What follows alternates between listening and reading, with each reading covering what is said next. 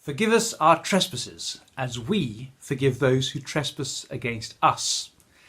There's something faintly unsettling about this line from the Lord's Prayer. Whether you render the word trespasses, sins, or debts, this line inescapably links our own forgiveness with our willingness to forgive others.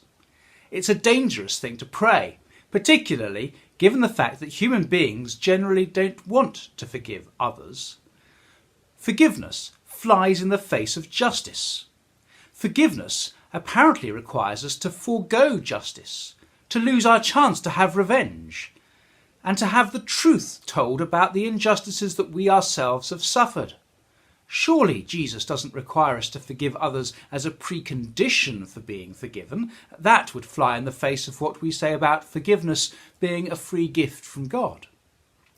Well, this prayer sits in the same tradition as the story that Jesus told of the unjust servant who was forgiven a lifetime of debt by his master, only then to refuse to forgive a fellow servant who owed him a day's wage. You have received mercy, Jesus concludes, therefore show mercy. Jesus does indeed forgive us freely, but we can only accept the gift of forgiveness if we're willing to embrace forgiveness as a way of life. It is part of acknowledging the reality of God's kingdom that we don't need to take revenge because God executes justice truly and perfectly. Forgiveness places ultimate trust in God. It places our souls in God's hands, because if he doesn't vindicate us and deal with our enemies, we are lost.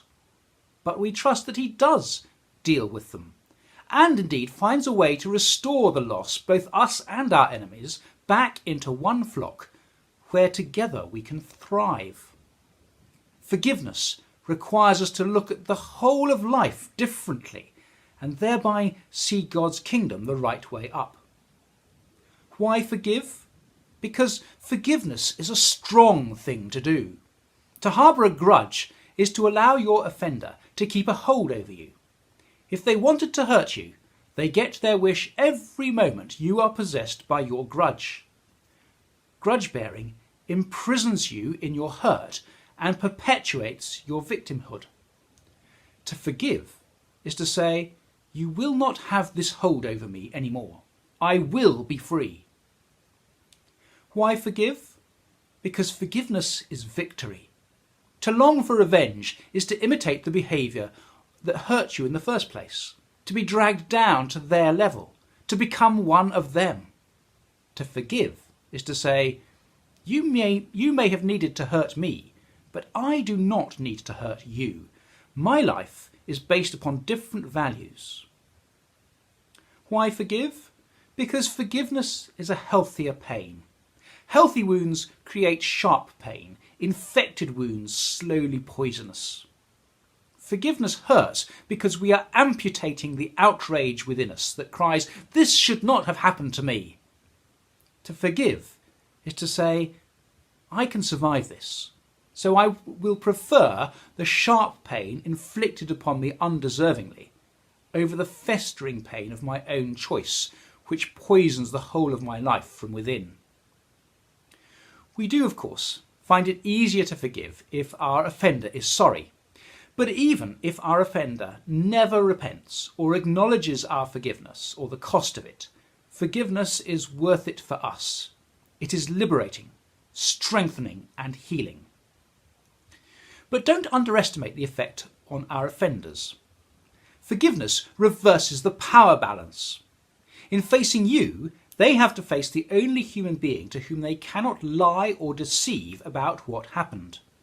In you, they have to face the truth about themselves. And that can only be disturbing, however self-deluded they might be. Some will choose to run away rather than face the truth. And if they do that, you will have won. And they will have become truly pitiful in your sight. Lost half creatures. They will have chosen a path so terrible you will even begin to feel sorry for them.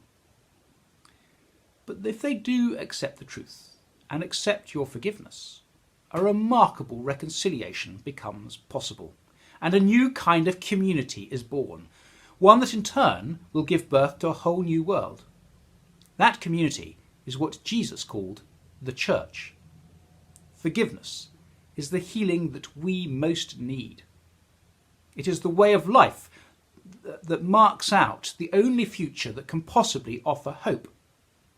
And when I find it difficult to do, and I really do, I remember how much I needed God to forgive me and what it cost him to do. I remember that I have received mercy and therefore I can afford to show it. And then I can face the truth about myself, receive forgiveness, and find the courage to forgive others. So, forgive us our trespasses as we forgive those who trespass against us. Amen.